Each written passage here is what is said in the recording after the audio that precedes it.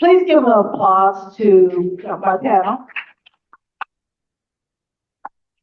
Aaron Johnson, owner and CEO of Oasis Fresh Markets. Maxfield, founder and CEO of Kanbe's Market. I know that. Tom Phillips, the executive director of StarkFresh. And I will start by apologizing because we did have a woman on this panel, and unfortunately, she was ill and informed us yesterday she couldn't join us. But I'm delighted to have these three amazing entrepreneurs and leaders joining us today. We have a short time for questions and answers, so I'm going to ask you to keep your answers short because I'd like to leave a few minutes at the end for questions from the audience. So I'm going to start with you, AJ. You have a store in a community in Tulsa, Oklahoma, that is not a nonprofit, but a for-profit model, where you are actually addressing many of the issues successfully that were discussed by Leslie as barriers to building resilient stores in urban and rural communities. Tell us your secret sauce. Lots of stress is the sauce. Again, so honored to be here. Thank you all so much. My name is AJ. I'm the owner of Oasis Fresh Market. And everybody say refuge. This is an open book test. Say refuge, safe place, shelter. By definition, we were intentional about taking the name Oasis Fresh Market because that is what Oasis means, refuge, safe place, shelter. We're the first grocery store in North Tulsa in 14 years, and the first Black-owned in North Tulsa in over 60 years. Why that's important for us is because, as many of us know, because of the 1921 race massacre, North Tulsa was once called Black Wall Street, and Oklahoma was near becoming a completely black state at that time because there were more Black millionaires per capita in Oklahoma than any other state. Unfortunately, because of the race massacre, that drastically changed North Tulsa. And today, the life expectancy in North Tulsa is 11 years shorter than any other community in Tulsa. Said differently, if you're born in North Tulsa, you're expected to die 11 years faster. So we know the social determinants of health are key. And for us, we knew that we couldn't just be a grocery store. Grocery stores are only part of the solutions in underserved communities. So we also have wraparound services. So every single month we do outreaches on financial literacy, workforce development, job readiness, so many different programs that we do working with universities and nonprofit partners that say, hey, AJ, we know that grocery stores alone, it's hard to survive in an underserved community. And it really is, where the average median income is $26,000. And over 60% of our customer base is on food stamps. We're so grateful for the USDA, what they do. We're able to offer the SNAP, the Double Up program that offers a dollar for dollar match on fresh produce and fresh vegetables. So it's an incentive to say, hey, we know you're going to go to the grocery store. We want to change the life expectancy rate. So we're going to incentivize you to buy fresh and healthy foods. And we're seeing so many families and boys and girls, really. We had some kids a few weeks ago come to the store and say, this is my first time eating a kiwi. So it's breaking the cycle of generational poverty, and our part is just small compared to so many great partners we have. That's great. And speak very briefly about the marketplace as you define it, because you have an interesting outreach program to businesses in Tulsa to have them purchase from your store to increase the revenue in the store beyond what is generally defined as the grocery marketplace for a store. Yes, ma'am. So we're board members at our local chamber. And so having that opportunity of obviously so many great businesses, we said, hey, you're a part of this chamber. You care about Tulsa. You care about local. We asked the CEOs, hey, why don't you buy whatever you can from us? Of course, Amazon is there, Sam's Club, and Costco. But the success of our grocery store doesn't just depend on me as the owner. It depends on all of us. And so we want to continue to break that cycle of generational poverty. We want to hire great staff and pay great wages. And you can help us by partnering with us. And our business delivery program has really taken off as we have so many businesses that say, hey, we'll buy our paper from you. We'll buy our cupcakes from you, our water, our snacks. And so I just want to encourage all of you to do what you can to support your local grocery stores because it really matters. Thanks, AJ. Max, you run a different kind of thing. You run a nonprofit focused on making fresh produce available in the local community, but many of the same kinds of services that AJ described are provided by campus markets. Tell us about your secret sauce. Yeah, absolutely. And first of all, thank you again for having me here. It's such a wonderful opportunity to share the room with so many great people working on this issue. For me to be on stage with two of you is really special. At Kanbe, we're kind of taking a different approach. So we're a step back and more of a distributor to now a network of 75 corner convenience stores all across our city, Kansas City, where we help them provide access to fresh, healthy, and affordable food 7 days a week. And we're trying to do everything that we can to make it as easy and simple as possible for them to kind of share the joy and love of eating wonderful food with the people of their community.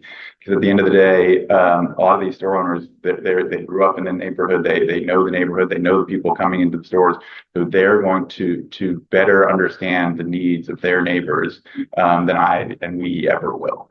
And so for us, it's always been about that kind of partnership and how can we help these store owners be the kind of heroes in this story and in this space? How can we help a lot of these small business owners sell a product that is a challenge to inventory? It's a challenge to merchandise. I mean, fresh produce isn't something you can just put on the shelf and leave it there till it sells. It takes a lot of care, a lot of love, and a lot of attention. And we want to take that away from their responsibility. We come in, we provide all of the equipment that they need to put it on the shelf. All the refrigeration is provided by us, and then all the food itself is provided on consignment. So there's no upfront cost to these small business owners, and then anything that goes bad, any of that shrink that was mentioned earlier, we'll manage. So anything that goes bad, we actually pull out. You hear? Yeah. Good looking out. Any of that shrink is actually pulled out of the stores and brought back to our warehouse and kind of reintroduced to our system. We, on top of the 75 corner convenience stores we work with, we also work with another 60 nonprofits across the Kansas City area that are providing meals day in and day out. And so we're trying to make sure as much healthy food as possible is getting into the hands of people.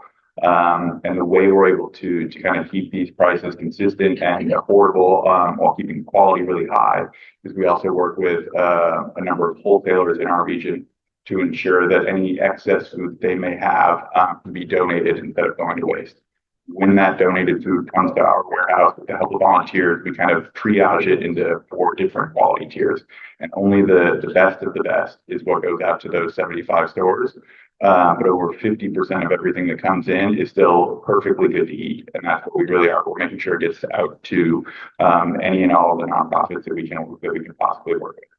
And there's the stuff that really is starting to teeter beyond what you or I might want to eat or might be comfortable cooking for ourselves or our families. And there we're working with another about 15 farm partners. So we have pig farms, chicken farms. We have some animal rehabilitation centers. We even have the local kids science city area that they've got animals that come in and get food from us. And then anything that is kind of beyond any kind of edible consumption, because we again are relying on the help of volunteers. We can make sure any of the plastic or packaging is removed and all of the rest of that food can go to compost rather than to the landfills. So it's really trying to incorporate partnerships in at every level. And Max, you touched on everything that's in the report. You touched on partnerships, you touched on circularity in the food system, addressing shrink issues from lost produce.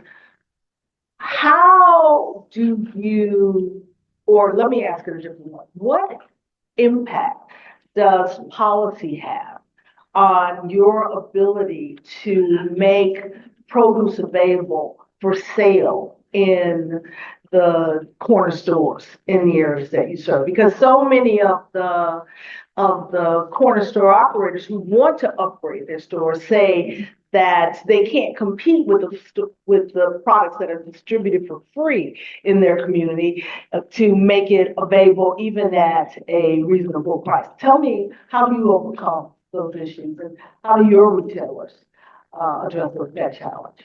Those are great questions. So for us, I mean, all of our work, it's all just made up. And so when you say it touches on all the different parts of this, it's all made up and it's all built on some of the great work that's come before us. I mean, when we were building this model, we looked at all of the work that was done by so many actually organizations that are in this room. Being able to lean on the history and the impact that they've made helped us kind of say, like, well, where can we fill the gaps? Where can we look at the difference? And talking to some of the retailers is really where the birth of this idea came from. It was talking to them and hearing about some of that challenge and saying, like, okay, there are store owners here that really want to sell healthy food. How can we overcome that? And it did. It took a mix of, it takes a mix of donors helping kind of supplement where traditional markets can't, so that we can make sure that food is staying at affordable prices, even if that is below what some of the wholesale prices might be. From a policy standpoint, though, I mean, ensuring that SNAP is continued to be funded and expanded on is hugely important. Really, it's just under 90% of our stores accept SNAP, and really that gap happens in the transfer and ownership. So most of our stores are constantly selling or accepting SNAP benefits, but reducing the barriers there is one of the biggest and best things that we can do to ensure that people continue to have access to these products in all neighborhoods. The other one would be really, really incentivizing in the healthcare space. I think it's one that there is a lot of opportunity to really shift incentives for prescriptive food. So making sure that people are able to have access to foods that will benefit their health and keep them out of hospitals, reducing insurance costs, reducing healthcare costs, but not shifting the burden on the individuals to make sure that they're doing it. There are resources there to be really, really helpful. Tom, as executive director of StarkFresh, I saw you nodding as as Max was talking. Let me give you the opportunity to talk about the secret sauce and the success of StarkFresh. Yeah, so I think that we're the scrappy, the small group up here. So yeah, we're a nonprofit that focuses on food insecurity, obviously, and we happen around a couple of grocery stores. We've been doing it for about 10 years. Our models, they're all slightly different, right? As the secretary said, it has to fit the community that it's in. Our grocery stores actually are designed to meet the immediate needs of the neighborhoods they're in. So it's taking existing neighborhood stock, maybe a retail, a combined residential retail building that a long time ago someone had a business on the bottom floor and lived above it, and 60 years ago was converted to just apartments. How do we take something like that has good bones in these neighborhoods of the greatest need, small footprint, 700, 1,500 square feet, and then just pack it bodega style with 3,000, 4,000 SKUs of just what people need. So we don't need 37 types of peanut butter, but maybe we need two, that type of thing. So giving people what they need in those immediate neighborhoods, and then At a price they can. yeah, we're a nonprofit too. So being able to utilize voucher systems with a double up program, different things working for us. The way that we do it a lot is very much partner with different agencies, not just funders, but businesses, other groups, to say, look, you're already you need the people that you're already interacting with need food. So why don't you take some of those funds, direct them to voucher programs or discount programs, point of sale discount programs, and then we can actually help them get more food at a better cost.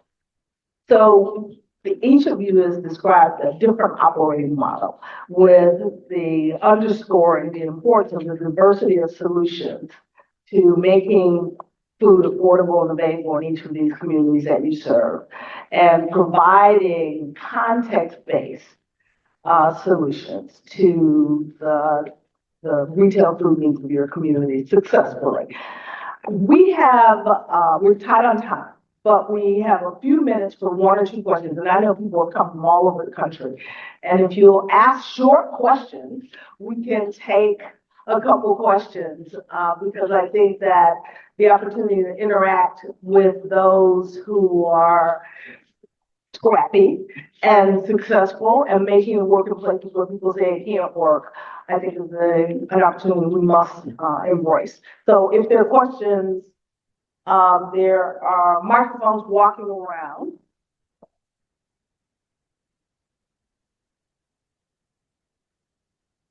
Good morning. Thank y'all so much for your comments. My name is Tamako Shine. I'm a cultural anthropologist, and I'm a recent food advocate. I fell into it. The reason I used to live in DC, and I'm back because Secrets of Nature Health Food Center over in Ward 8 was shut down after 30 years. Yeah. The gentrification. I appreciate your story, but can you ask a question for me, please? I'm sorry. But one of the things I wanted to ask you all is that it was shut down as a predominantly Black neighborhood in Ward 8, Ward 7.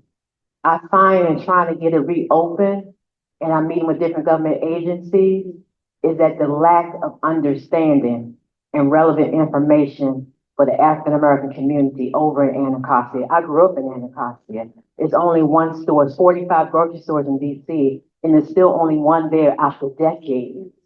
After decades. So generational issues up to the win-win, but just the lack of understanding and the relevance. So my question to you all as you're sitting there with your stories is, you mentioned partnerships, how, and I'm not even interested in government agencies no more, they give me excuses. The few months I've been doing this. How do we get more grocery stores, right? Buy-in, maybe from private industries, private foundations, where our children are not still underneath this generational poverty. And we know all this is ensconced in racism, right? Sure. White supremacy. Okay, thank you. AJ, you opened a store in an area where a store had closed across the street, and they were trying to get you to open the store inside the closed store. But you wanted to do something different, and you were able to do that with many of the same questions being raised and concerns that were just expressed. How did you do it?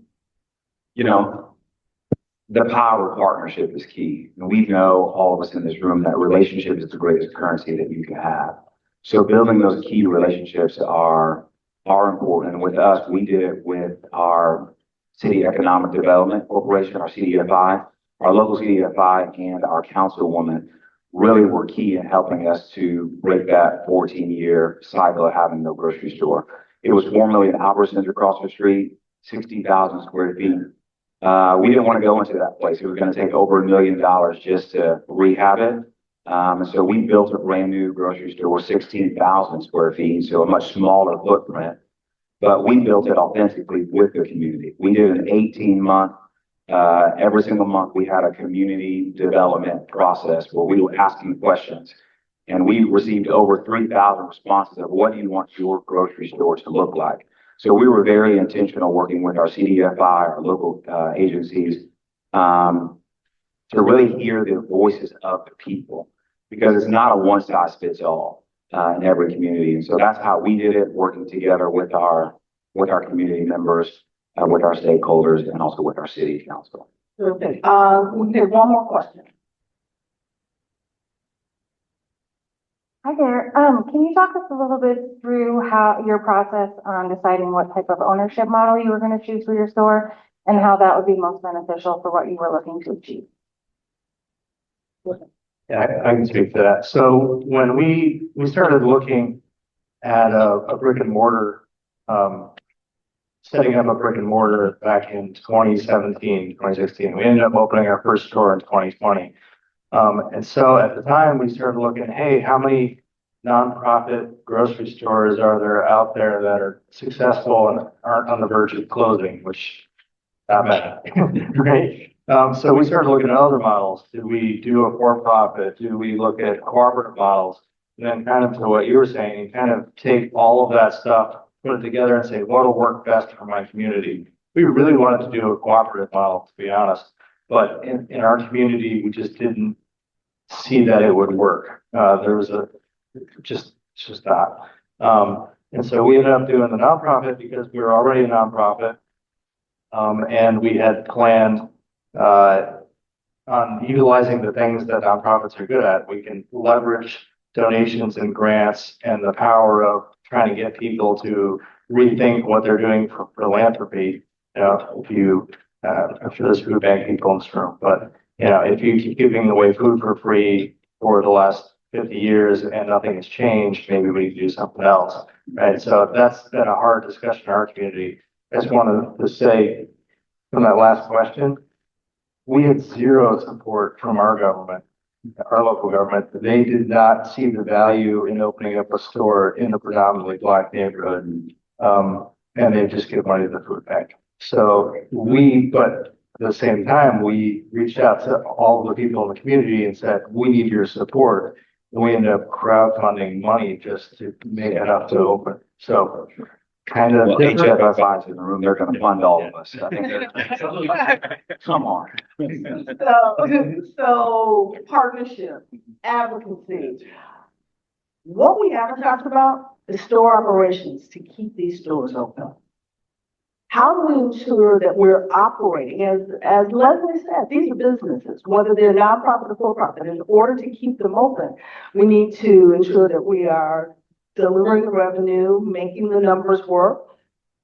How do you do it in these? Stress management. Anxiety. I don't know. For us, we're a distribution company. We're trucks, warehouses, and there is a part of when we try and galvanize a coalition of people around us to support us that we have to have. There's a fun aspect to it. There's a joy and a love for food that isn't just trucks and warehouses.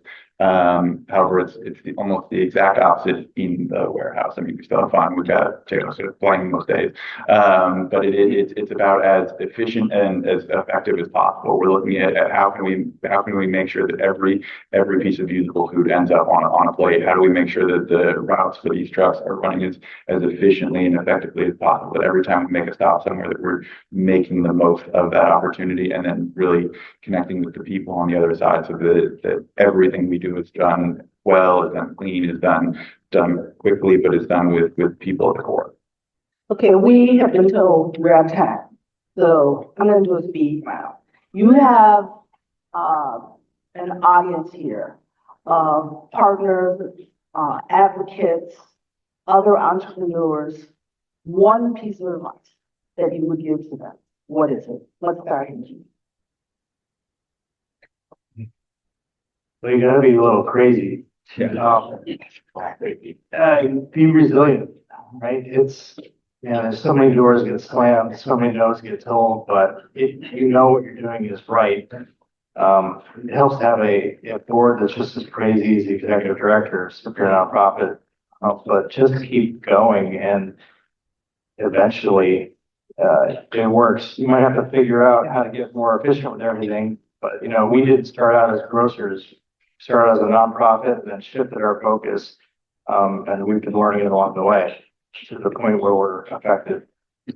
Yeah, I would say the same. Keep going. It is hard. It might be scary at times, but just keep going. It's worth it. It's what we need to do. Find something that's bigger than you. I think all of us chasing money it's a dead end. But if you find something that's connected to serving people and being an answer to a problem, I think there's great purpose in that.